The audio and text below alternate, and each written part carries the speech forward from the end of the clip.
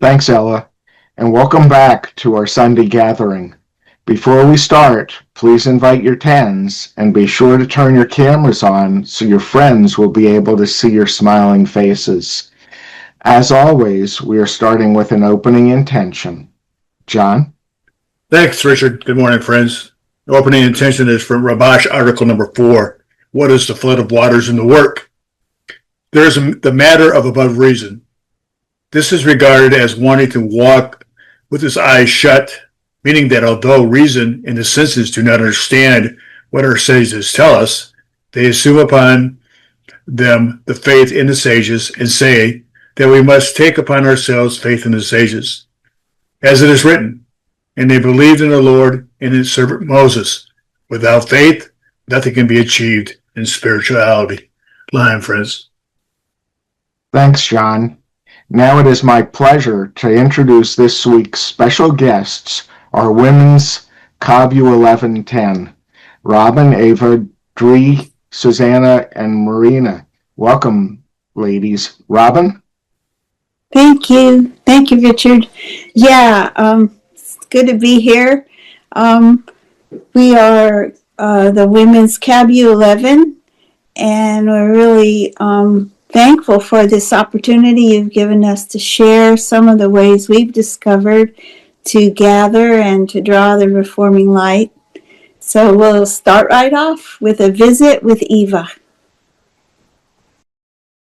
Thank you, Robin. Thank you, North American Kli, for this opportunity to introduce ourselves. So we are a group, Kli, small Kli of 12 sparks. This group started off in October 2023 with few veteran souls and other pretty numerous souls joined in January 2025. So almost a year we are together, 12 of us. We are a very diverse group, spread geographically from West Coast to East, North and South through North America. That's US and Canada. We are diverse in any possible way you can imagine, and that makes it a little bit difficult for us to always come together, but we are always in intention and heart together, and we are aiming bi-weekly for just a very short 10-minute meeting to come together, all of us. We figured out what works for everyone, so just to keep that connection alive. So we recorded a video what is going to describe our 10 the best, and I give it away over to Dree to start the video. All right, we'll have the video, and then we'll read you a short excerpt, and by punctuations, the way that we read.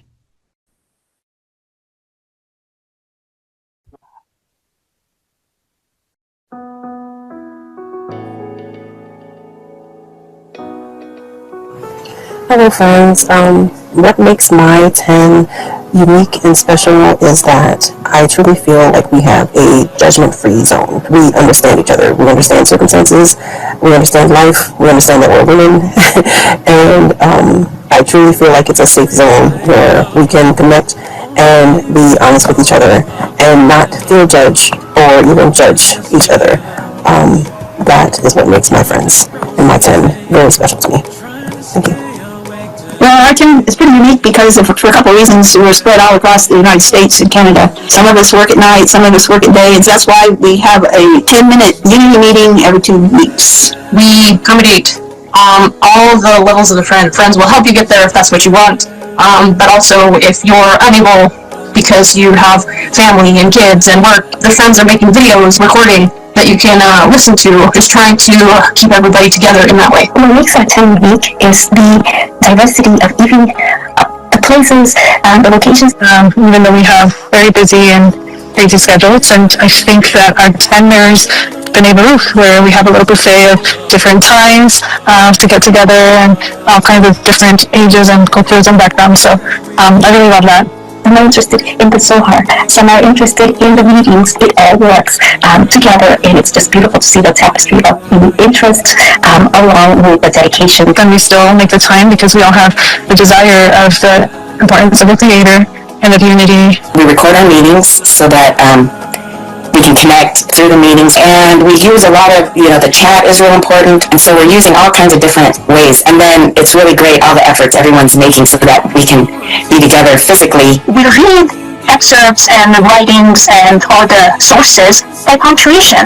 One friend picks up where the other friend left off. The whole reading creates this feeling of oneness. Each friend is a mirror to incorporate what we wouldn't be able to do it alone. So that is so precious. I feel like the 10 grows the friends because we give each other thoughts that we wouldn't have had on our own.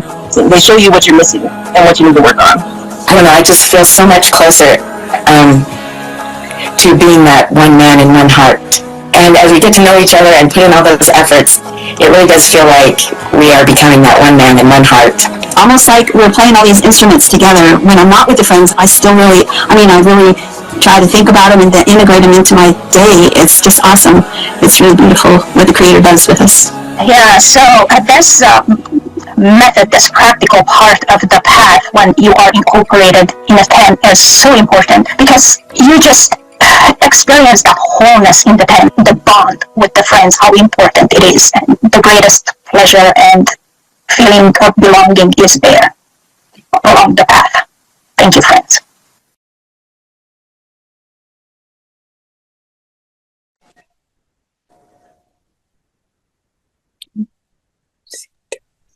Okay, then we're going to read a little excerpt for you.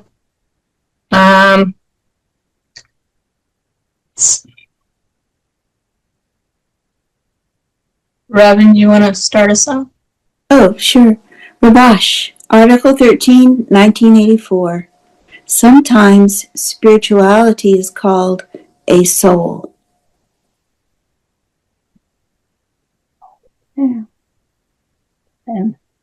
We must always awaken what the heart forgets. What is needed for the correction of the heart? Love of friends. Whose purpose is to achieve love of others. This is not, oh, sorry. This is not a pleasant thing for the heart, Which is called self-love. Hence, When there's a gathering of friends, We must remember to bring up the question.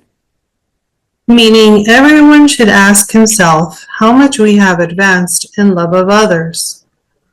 and how much we have done to promote us in the matter. L'chaim. L'chaim. Yes, we make mistakes too. It's great. And we know it's better to be wrong together than be right individually. So, Suzanne, go ahead and Okay. next. I'm going to describe a little bit about our 10 in the morning lesson. So each weekday morning, several of us read the lesson materials for the daily morning lesson. We read after the noon lesson for about 30 minutes and record the readings for the rest of the friends to listen to if they like during the day. And we post that recording in our W11 Telegram. Other ways we can prepare is to listen to the Drops of Light Telegram channel where everything morning lesson is in there, so you can click on there and hear the preparation or the preparation for sleep, the Zohar reading section. And then we also have a 10 meeting before the daily morning lesson for about 20 minutes, 5 times a week. And these include a Yeshavat Havarot, a Zohar reading, a young group in the 10, and we have a weekly maintenance meeting. And we also have a monthly 10 pairing meeting, and then the bi-weekly 10 unity meeting where we try to all get together for 10 minutes. And we also have 2 midday meetings from our folks that work nights. And so they host a meeting then, so we have many times to connect.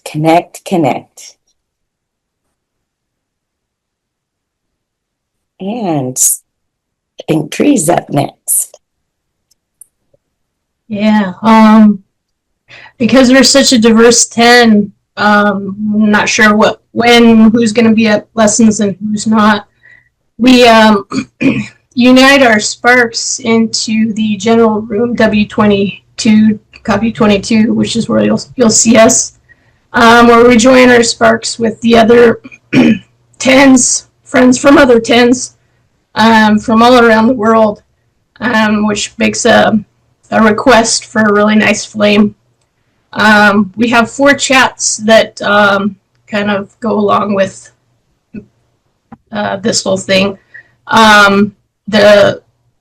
There's the chat house of intention, the prayer chat, the drops of light, Rabash reading chat that are open to other friends that participate, and to invite a unified flame for the morning lessons, we have that chat called the chat house of intention, where the intentions are posted for the lessons, and in general intentions for anyone to carry with them throughout the day. And then during the lessons, like Suzanne mentioned, we gather excerpts from the lesson, which get posted into the text and in audio on the Telegram chat called Daily Drops of Light Audio Excerpts. Our friends read them along with a voice message for those who are unable to read but listen. This chat is great to return to and listen to as a review of lessons. There's the prayer chat. After the morning lessons in the general room, we have been uniting in a group prayer for about 3 years now. We invite the friends in the room to pray together by saying the Shema, reading a psalm, and a group prayer, which gets recorded and summarized and posted into the group prayer chat for those who would like to fill our heart. And then there's the Rabash reading chat. Every week we have a Rabash reading. Friends from other 10s also attend. We read Rabash articles. We have read through every Rabash article. So far we've gone through the material 4 times, and we have started reading the transcripts for Rabash's lessons Tuesday and Thursday. We record the readings and post it into the Rabash chat for whomever wants to listen. And Marina would like to talk to you guys about the dissemination. Thank you, Dree. Hi, friends. Great to be here. Some of the dissemination and different duties that our 10 does is YouTube search engine optimization, SEO project. Another member does commenting on Reddit. Also maintaining volunteer privacy agreements, transcription, buddy program, Zoom support. There's these internal Telegram chats for the friends that the friends just mentioned, like the Rabash reading, the prayer chat, the chat house of intention, drops of light. We have a friend that has written 8 children's books based off basic Kabbalistic concepts, and one of our friends here is translating them into Spanish. I'm also joined a few months ago a dissemination group of nurses, and we do some spreading positivity, unity, and light. I think that's about it. Let's see, who is up next, friends? Well, that's it. We're done. We'll turn the time over to Richard. Thank you, friends. Wow, ladies, your 10 is amazing. We have a question from Alina that says, can we join the Rabash reading chat? So if you guys can answer that in the chat, that would be wonderful. And now for our continuing program of practical work in the 10. Chaim? I thought the question would be, can I join Women KabU 11? Yeah, very inspiring. Thank you so much for this example. It's not exactly practical work in the 10 today. I was asked to explain about the concept of shots and gabay. You guys know what that is? You do, huh? Okay, that's great. Mainly because I don't. Honestly. I never did. And from the excerpts that I took from the lessons, I've never actually bothered to explain what shots and gabay actually are. Okay, he said there's a lot of it written about it in the Zohar, but I didn't find any lessons when we actually studied the Zohar where it's written about it. Okay, so let me read you some excerpts from Rav's lessons on that, and then we'll talk about how to deal with it, okay? What it actually means, practically. So, in one lesson he said, shots, gabay should take into consideration the general state of the 10 and accordingly direct the boat where everyone is sitting in toward the right goal. Okay, that's one. Two, let's pick two friends. Let's say one friend is the gabay. Gabay, by the way, means collector. And shots means messenger of the public, shliach tzibur, messenger of the public. So again, let's pick two friends. Let's say one friend is the gabay, the collector, and the other friend is the shliach tzibur, messenger of the public. I'm serious. If you already want that, start playing it out this way, acting it out. Where one cares about corporeality, how to organize the society, to connect the society, and the other cares about the filling. And this way, each one within himself belongs to both. How am I doing so far in explaining what shots and gabay are? Excellent, huh? You guys understand what I'm saying? Like, do you guys understand what shots and gabay mean according to what I'm saying? These are Rav's words. Okay. Now, the last lesson was where he talked about it the most. Okay? Check this out. What will be the role of shots and gabay if we, as a 10, are seated, each one with both hands on his oar, in the boat? This big oar, everyone's pulling together the oar. Like in those slave boats from centuries ago. Yes, Mario, I agree. So what should gabay and shots do when in each one there is both a gabay and a shots, and there's the general one? If we can picture the gabay sitting at the end of the boat and awakening us, and the shots sitting at the beginning of the boat, and both are managing us, and we are sitting by the oars, and that's how we're advancing. So what is the role of the gabay? What is the role of the shots? What is our role? And the boat is really moving along nicely. And all of us are connecting to the works of the gabay and the works of the shots, and all of us are looking at each other, how we operate together in revealing the evil. This is how we all become in this boat a parzuf, 10 sfirot. A parzuf where the keter does not work, and neither does malchut, and all the sfirot in the middle between keter and malchut operate in revealing the evil and covering with good. Speak among yourselves, it was probably a workshop then, speak among yourselves how to establish the situation. You can talk about anything. This means that we should aim ourselves, each one about the gabay and the shots, so that in our boat, we all work together in this synchrony. You guys already understand how to synchronize everything, right?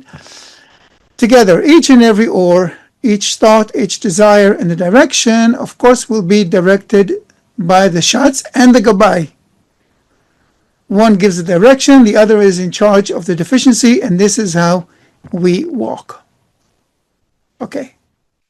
And in the beginning of that lesson, he said explicitly, I don't want to explain, to elaborate on the differentiation between the gabay and the shots. That's for later. And that later, as far as I can recall, never actually came. So, why am I saying all that? Because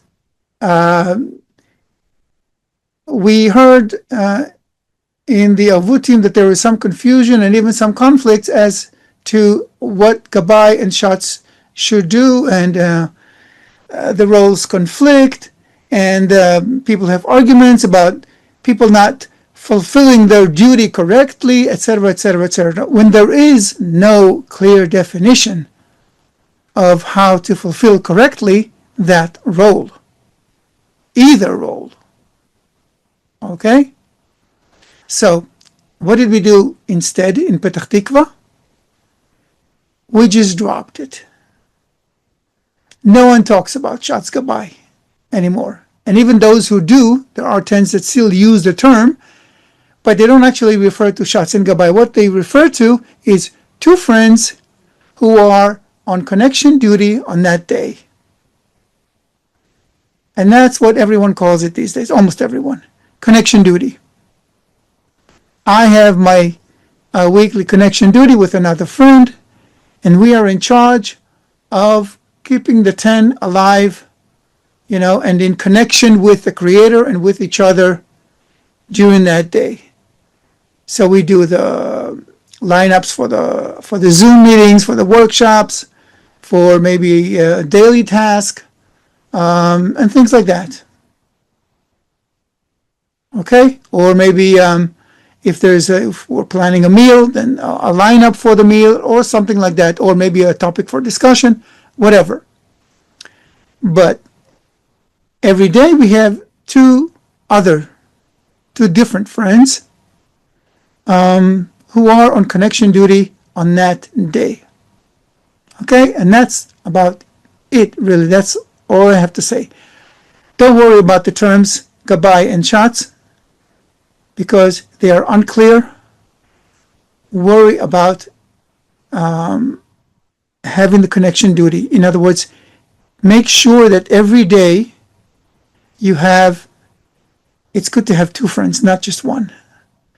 Two friends, maybe sometimes even three, but two is enough, who are in charge of the 10's spiritual activities during that day. Okay?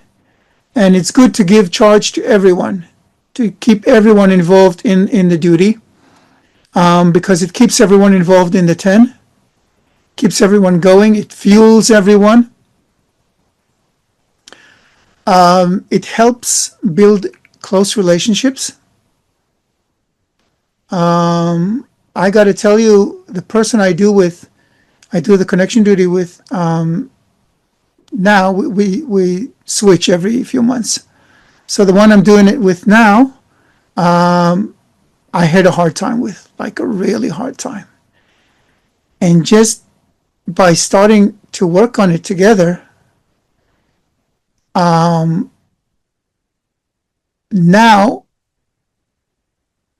we spend like half an hour every duty at the beginning of the day, immediately after the lesson, just the two of us going over the lesson, thinking what the friends would like to emphasize that day, choosing the excerpts, choosing the clips, and just feeling each other spiritually, what this one likes, what that one likes, how we can please, how both of us can be pleased with the material we choose.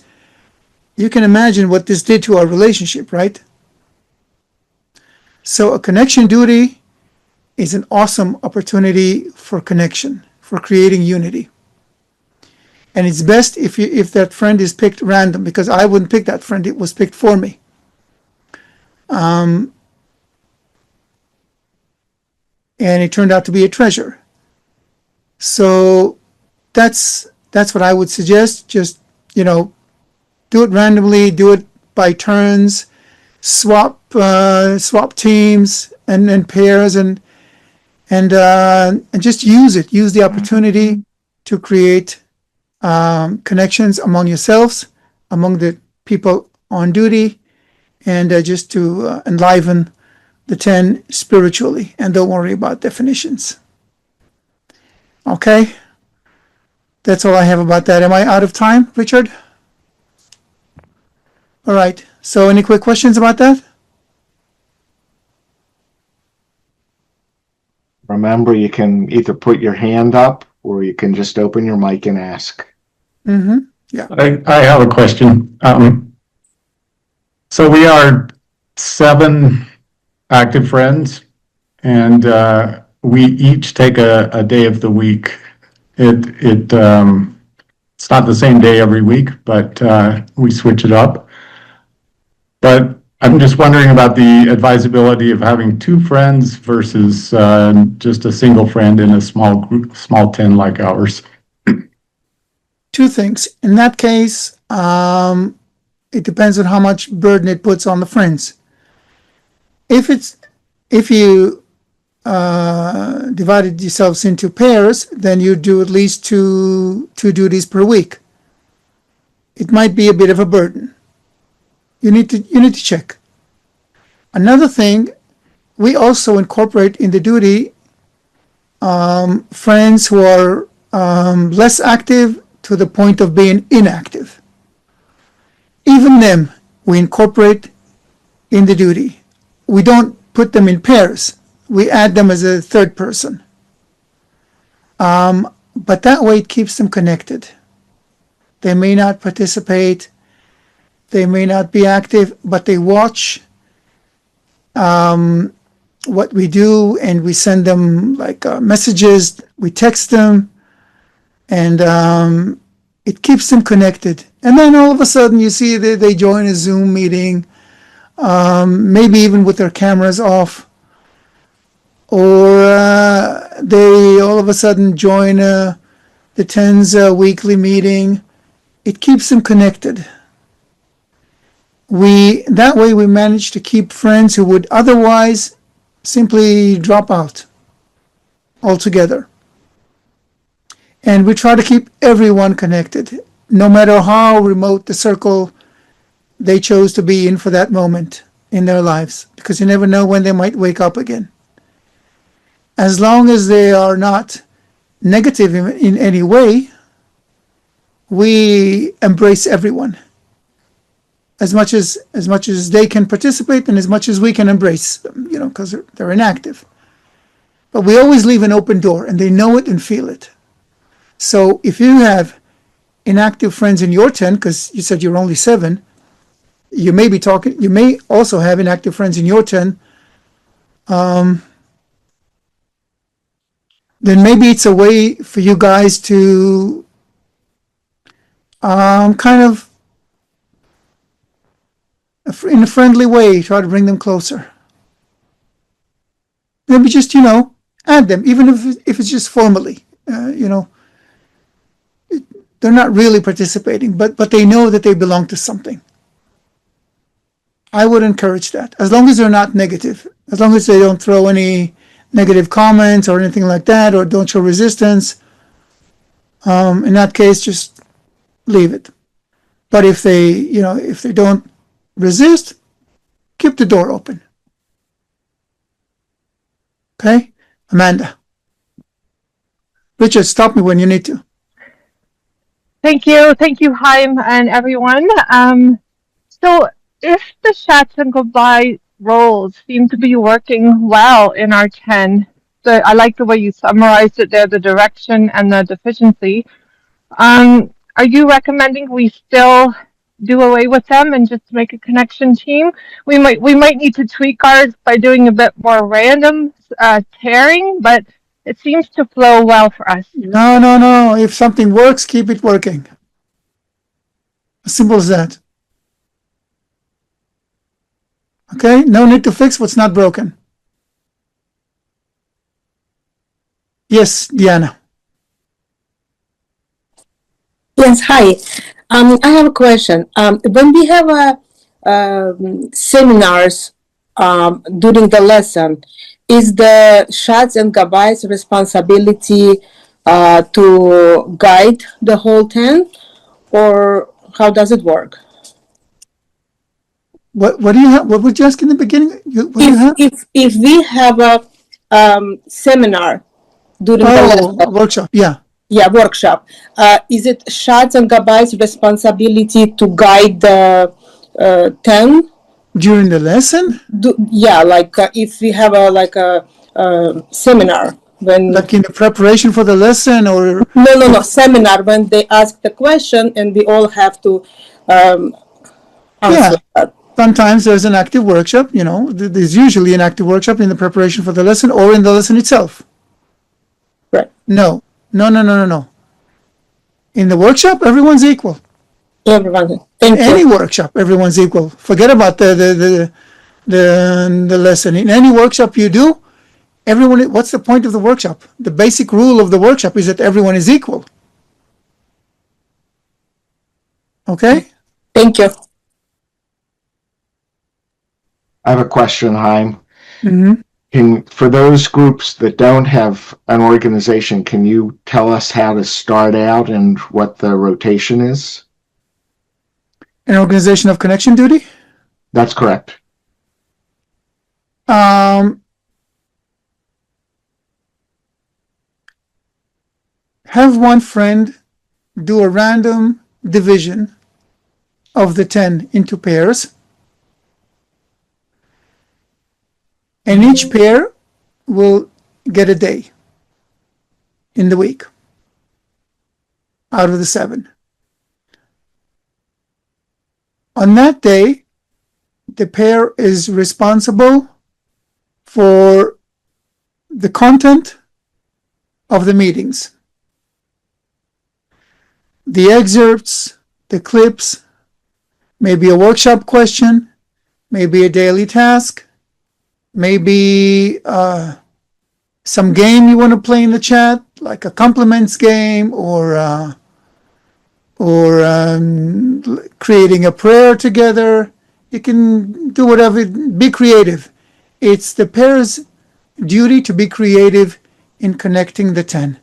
And how they do it is their own decision. Let them be creative in this, as long as it's in the direction of connection. They can decide that they want to end each meeting with a song. They can do whatever they want. A BB song, I mean. Okay? I have a question here. So it sounds like it's important, whoever's on connection duty, it's important for those two friends to meet together and discuss it. Yeah, otherwise how would they create all the lineups and all the content?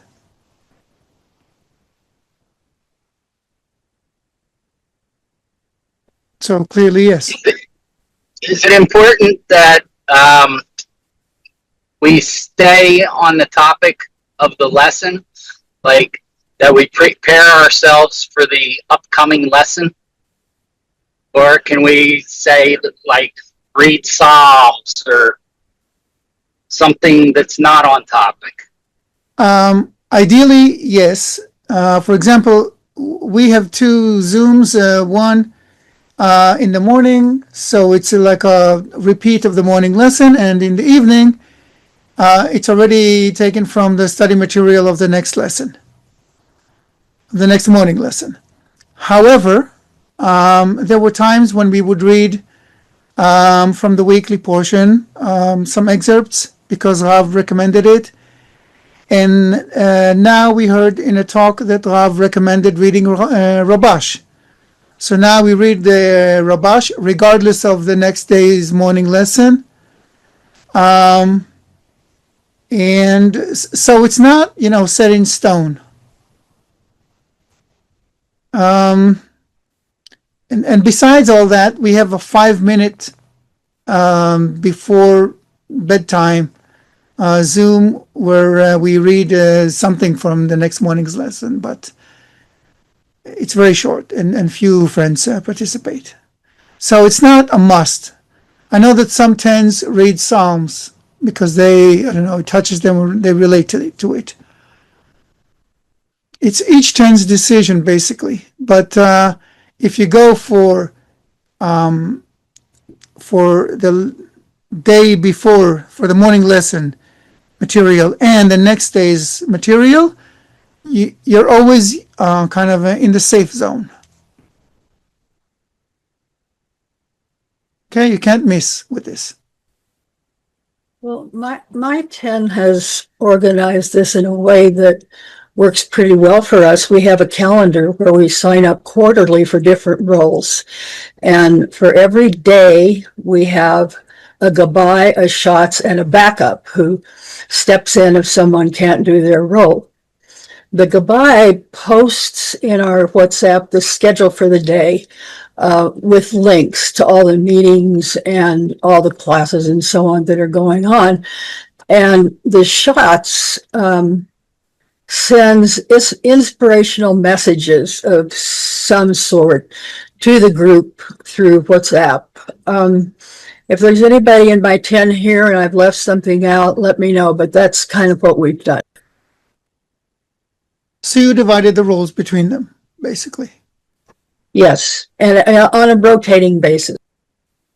Okay, if it works for you, keep it going.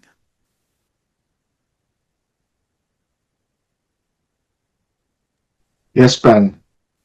Okay. So we have one friend in our 10 who does not attend the morning lesson at all. And he tends to bring like the basics of Kabbalah and the spiritual states videos, plays them like from start to finish, and we don't have workshops about it or anything. I just wonder, I don't know what to do, if that's okay, or during those meetings?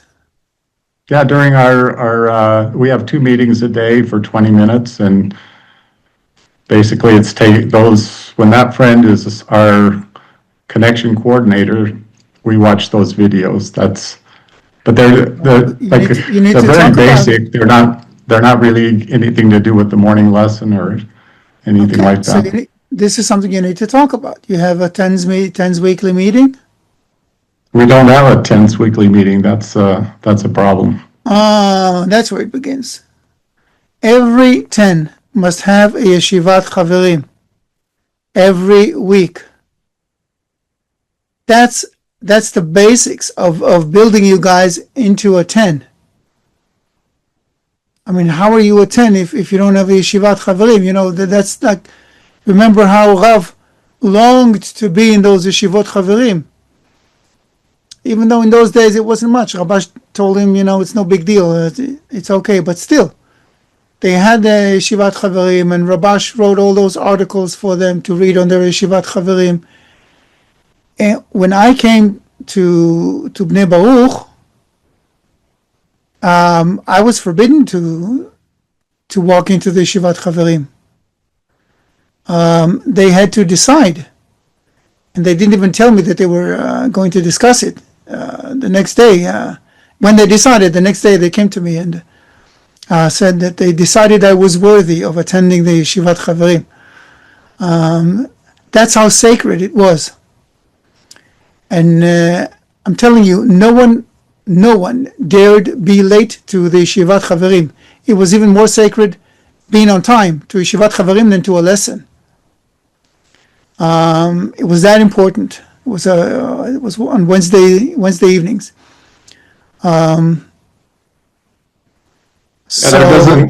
doesn't seem to be the importance for that meeting in my 10. So you use one of the Zooms to discuss it, and you establish it on a weekly basis. Why? Because a Yeshivat Chaverim is where you guys connect. A Zoom can be something more formal. It's shorter. Okay, and look at what. Let me ask a question here. You're talking about a yeshivat versus it's not a business meeting, right? And not an administrative meeting. Look at what Rabash writes. Okay, look at how he wrote it. He wrote he wrote the lineup basically in his writings. Remember, stage 1, you talk about the greatness of the friends. You establish the greatness of the friends, right? You say how great the society is, how great the friends are, how great the path is. You warm everyone's hearts. Once everyone's hearts are warm and united, then you bring up whatever topic you need to discuss because you are already in an atmosphere of unity, and then the solution comes out from the unity. And then once it's resolved, you end with gratitude to the Creator for what you were given. So you mentioned attendance is like mandatory, but there's never a meeting during the week when all of our friends are guaranteed to be there. So we have some who come to the first meeting, some who come to the second. So use one of the meetings where you are in charge to read that Rabash article and say, guys, let's do what Rabash tells us. Let's do what Bnei Baruch does. We don't have a weekly Yeshivat Chaverim, global Yeshivat Chaverim anymore, like the World Kli, but every 10 has a Yeshivat Chaverim. All right, thank you. Sorry, I'm pushing on it, but Ben, you're a veteran, you know. I don't want you missing out on such an elementary tool. Yeah, we've tried to schedule this meeting, like a YH weekly, and it wasn't attended, and it just we Even stopped if doing not it. all 7 can attend it, keep on pushing the importance of the Yeshivat Chaverim, and gradually you'll get there. All right, thank you. Good luck. Thanks, Chaim. And Okay, thanks friends, to all thank of you for your participation. Be sure to join us next time. Allah?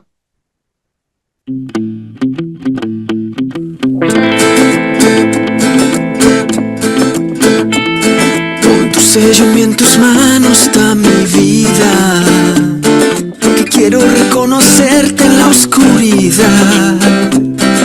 Ese fuerte viento no podrá desviarnos y encontrarnos otra vez en la eternidad.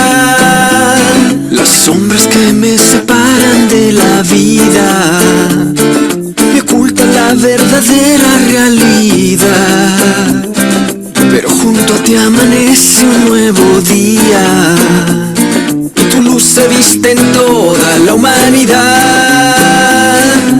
Brilla, la luz ilumina en tu corazón.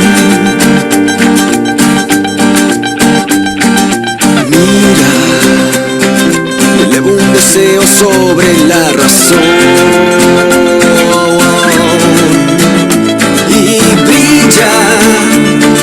La luz ilumina en tu corazón. Y mira, elevo un deseo sobre la razón. Muéstranos el camino para caminar contigo. Despierta nuestro deseo y danos un solo anhelo. Y muéstranos el camino para caminar contigo. La senda hacia lo divino se encuentra en la unidad y conexión.